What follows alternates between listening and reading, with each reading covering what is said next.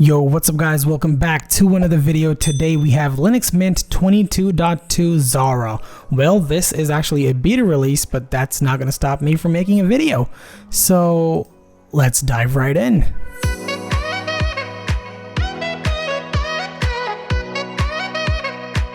Alright, so once you install Linux Mint, this is what it's going to look like. You are going to be welcome to Linux Mint. As you can see, Linux Mint 22.2 64-bit Cinnamon edition. This is the flagship edition. I see a lot of guys converting from Windows to Linux Mint and several other Linuxes on Reddit and multiple other social media websites. So I wholeheartedly welcome everybody to the land of Linux. So once you log in, this is what you get for the first time. You can disable this, show this dialog box at startup. Just, getting this for the first time is enough.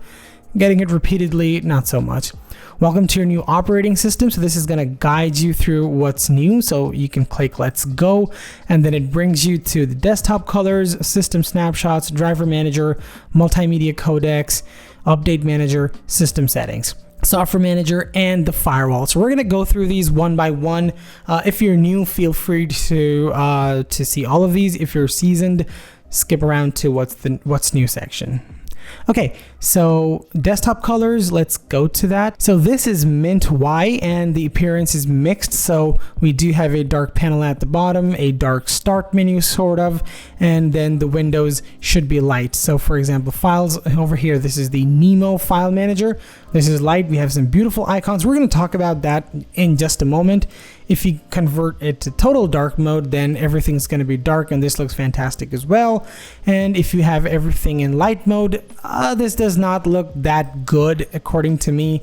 Looks kind of old, but you do you have the option to do whatever you want, and you can change colors.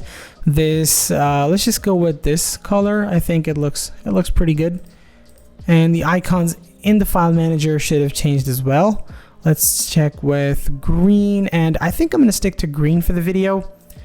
Actually, what was the original one? So it was blue and yellow. I mean, yellow looks fantastic as well, and then you have blue over here. Let's just stick with the yellow for now. Okay, so now that we're done with themes, and you can also click on advanced settings, and then it'll take you back to a previous version of what it was before the simplified version. So you have your mouse pointers, multiple mouse pointers, application buttons, you can change them, icons, you can change it, you can even change the desktop look, and then you can add and remove settings, and you can, or themes rather, not settings, and then you have different modes. So for example, you can let the application decide if it wants to be in dark mode or light mode. Icons and menus show icons on buttons. You have a ton of settings to go through. So this is really in depth. If you don't want it, just go back to simplified settings, and that should be good enough. Okay, so let's close out of themes. Next, let's talk about system snapshots. Actually, I think before we do that, I just want to give you guys a little tour of the Linux Mint desktop. So here we have the bottom panel, or the taskbar, as you would call it in Windows land. You have the start menu of sorts. All the applications are categorized. This is all the applications, and then you have the different categories for graphics, internet, office, sound and video, administration, preferences, places, and then recent files. And also over to the left, you have your shutdown, log out, log screen, and then you have files, terminal. This is the system settings, the software manager, and the included web browser, which is Firefox in this case. And then over to the right, you have your network settings. So this is the network settings. I'm connected. Then you have the network connections as well. So this is the Ethernet wired connection. This is because I am inside a virtual machine, and it shows my Wi-Fi as a wired network connection. And again, you have sound settings over here. You can go here and you can change your balance. You can change output, input, sounds, applications. You can do a lot of stuff.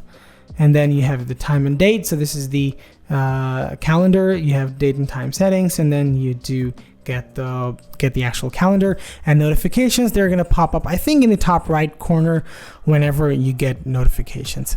Okay, so that's about the basic tour. Let's jump into the welcome screen. I thought I might talk about that before, because going through each of these tends to get a little bit more in depth, and I think I should give a brief overview of the desktop before talking about all of these. Anyway, with that out of the way, let's go to system snapshots. Now this is really necessary because let's see what it says. Automatic system snapshots. A minimum of 2 daily and 2 boot snapshots are recommended. If anything breaks, you can then restore your computer to its previous working state. So this is really necessary. You can set it to rsync. You can click on next. You can select the snapshot device. So this is the main Linux partition, and selected device does not have Linux partition. I'm not sure why it says that. Oh, maybe it's because I have not actually installed Linux and this is just a live boot. But whenever you do have this, I mean, you're obviously going to install and then you're going to do it. So once you finish, you're going to see this page and it will show you the snapshots that you have. And if you manage to bork something, you always have the opportunity to return to a previous snapshot when everything was working fine. Okay, so with that out of the way, we also have driver manager. So if you have any missing drivers and things of that sort, this is going to help you to look for those additional drivers. I don't believe I have something missing over here. Anyway, this is inside a virtual machine, so it says no drivers needed, and that's okay. The most important thing which you will want to do to enable good video and audio playback is add multimedia codecs. So you can launch this and then you would add your multimedia codecs over here. It says it's failed to download repository information. That's okay. Anyway, this is a beta. So once the stable release comes around, once you actually download and use it on your production machine, you're going to have to download the multimedia codecs. And then we have our handy dandy update manager. So this is the update manager. It's really simplified, and it's not to say it's dumbed down, but this is like a central hub where all of your updates are listed. You can update everything, including different applications, to your Linux kernel. So for example, this comes with the 6.14 Linux kernel, courtesy of the hardware enablement program from Ubuntu. We open the terminal, and if we do uname-a, we can see it does have Linux Mint 6.14 kernel, and it's based on Ubuntu. I mean, this is the Ubuntu kernel. And we can, if you actually are a gamer and you think you want the latest kernels because you are on probably Intel or AMD graphics cards, you could go here and you could actually install a more recent kernel. Now that's not going to be supported as long as an LTS kernel, but for example, you can see this is supported until February 2026. But if you wanted to, you could have newer kernels. I'm not sure why it doesn't list them here, but if they did, you could theoretically install a newer kernel from here, and then your games would perform better. If you are an NVIDIA graphics card user, this doesn't mean that much to you because you already have proprietary drivers from NVIDIA to play games on. Let's just talk about what's new this time around, because settings and software manager, those are things which a lot of you guys already know, and you guys are here for what's new this time around, not to look at old things. Okay, so this is codenamed Zara, like I already talked about. This introduces a hardware enablement kernel, like the upstream Ubuntu release, all of these things which we talked about, and it does have fingerprint authentication for all supported editions via a new Fingwit app. Now, unfortunately, I don't have fingerprint authentication on my laptop. I'm not able to show this to you guys, and even if I had, this is inside a virtual machine. I'm not sure it would have accepted that. And you do also get accent color support, which I showed you guys, improved libit Vita compatibility. This is for themes and theme updates, so that is pretty good. We also get promises for improvements to input methods and keyboard layouts for the Cinnamon edition to work with the Wayland session introduced in Linux Mint 21.3. So I think right now this is on, this should be on X11, but you can also change this to use Wayland from the login screen. So I think it should be in system info or something like that. Yes, so this is X11 right now. This is the default and recommended display server right now for Linux Mint, but you can use Wayland, and the devs are working hard to make sure that performance using Wayland is up to par with X11 on a daily basis. I mean, they're working really hard to improve that. So like this was first introduced with Linux Mint 21.3, and now they are also working on adding improvements. Now Linux Mint 22.2 also ships with the usual additions featuring Cinnamon 6.4.10. So this is the one that we are on right now, XFCE 4.18 and Mate 1.26. Let me know if you want videos on that and I will make them. Under the hood, Linux Mint is based on 24.04.3 LTS, Noble Numbat, Ubuntu, like I said, and I already told you guys that this is powered by Linux kernel 6.14. Now this is a big jump because the last time we had Linux kernel 6.8 with Linux Mint 22.1 SIA, and now we have 6.14. So this is a big jump.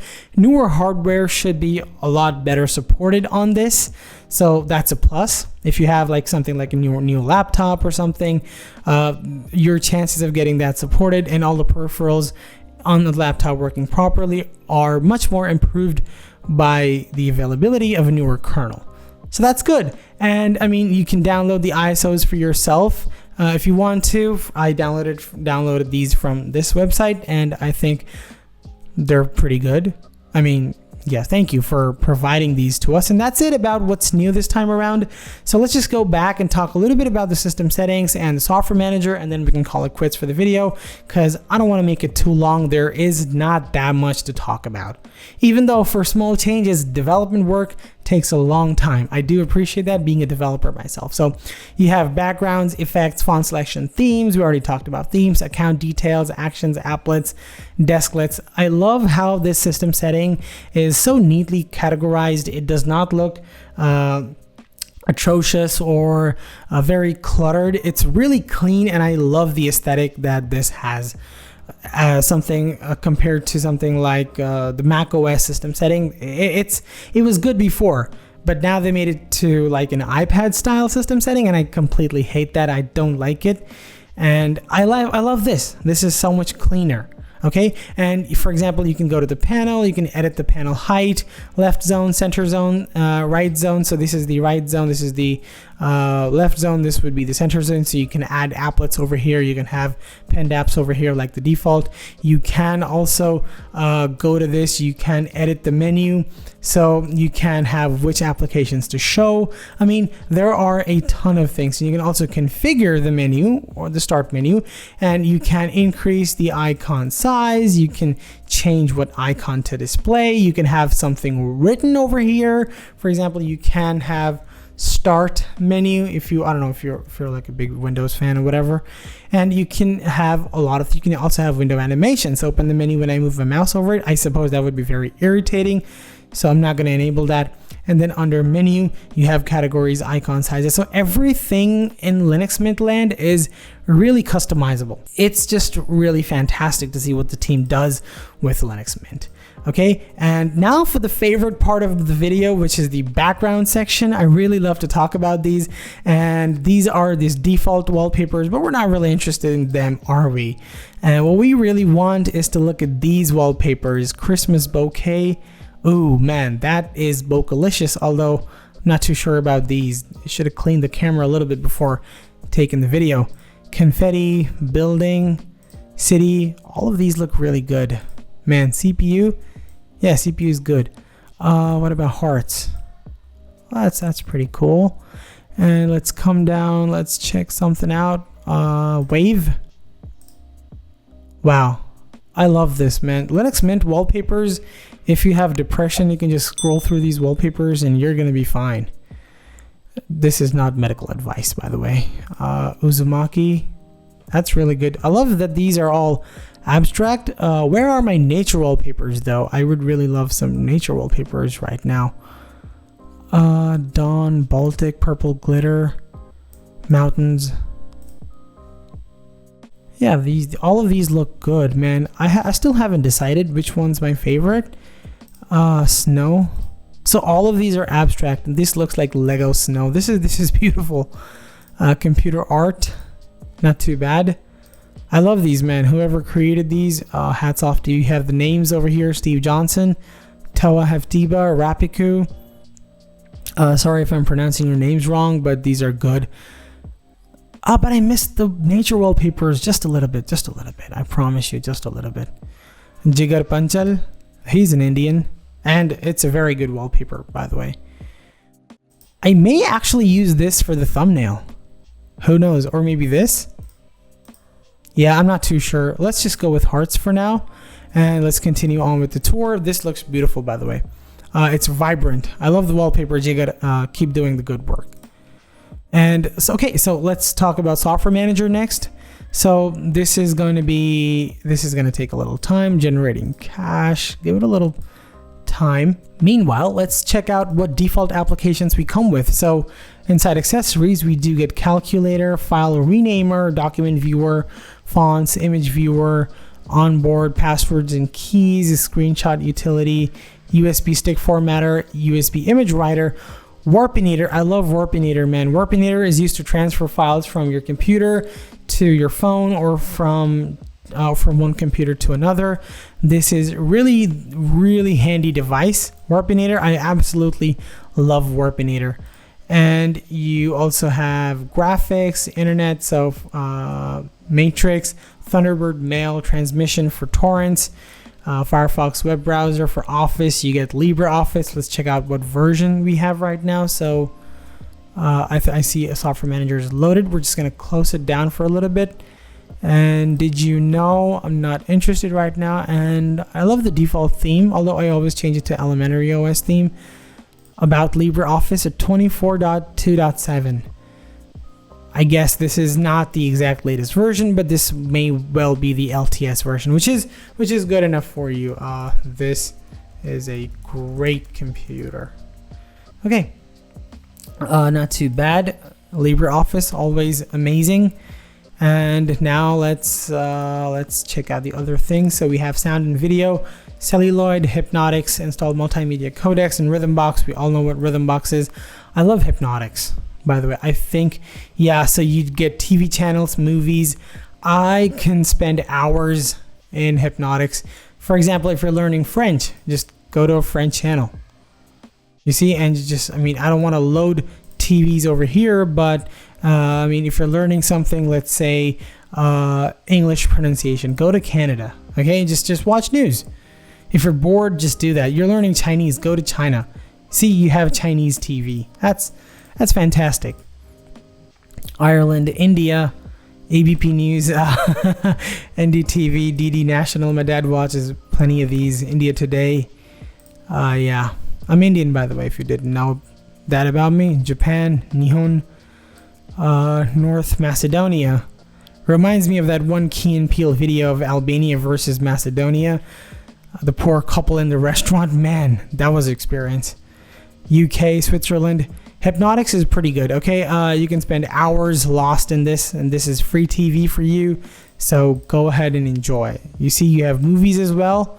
Bumblebee, TV Classics 2. I'm not really sure what this has, and I do not want to get a copyright claim right now in my YouTube video. Okay, so we're gonna close this, and let's continue on with the tour. Not much left. Administration. You have tons of tools for a boot repair, backup tool, disk usage analyzer, driver manager. So, and fingerprints as well. So this is really good. This is what I was talking about. I don't have a fingerprint reader, but if I did, you would see this is Fingwit, and this would give you access to using your fingerprint for authentication purposes. You also have preferences, so date and time, extensions, effects, firewall configuration, lots of things, really lots of things. And Linux Mint, like I said, it's fantastic. I mean, you install it, obviously with anything software, you're going to have problems sometime or the other, maybe in the future. We have it with Windows, we have problems with Mac OS, problems with Linux are also going to be there, but Linux Mint provides so many safeguards, so many security rails that you're not going to feel abandoned in the Linux land. And also there is this vast community of people using Ubuntu, Linux Mint that are always ready to help. Okay, so let's get back to the tour with software managers. This, I think, if you are familiar with Linux Mint in the tiniest bit, you will already have known what this kind of looks like. So we get featured section with Audacity, Discord, a couple of apps which are really great in the Linux land, and then you have categories, and then you have top rated apps. A few apps which are good. So for example, you can download Krita for paintings and stuff, Flat Seal, Metal, a Deconf editor, lots of things. Okay, and then you have this big banner showing multiple different apps. Let's open GIMP. Let's see what we have. So GNU image manipulation program, system package, or Flatpak. I recommend going for a Flatpak because this will ensure that your downloads are more up to date. If you are new to this, I'm not gonna tell you like the entire history, but you can see if this is a system package, it's essentially an older version tied where the dependencies are tied to this version of Linux Mint. So you are stuck with an older version. But if you are on Flatpak, then the version is much newer because all the dependencies are clubbed together in a particular binary or whatever in a particular image. So this looks pretty good. You have screenshots, you have reviews, details, original components. So this is pretty good. I mean, it does the job and I have no complaints against Linux Mint. So with that, we come to the end of the video, guys. Thank you so much for watching and I'll catch you on the next one. Peace.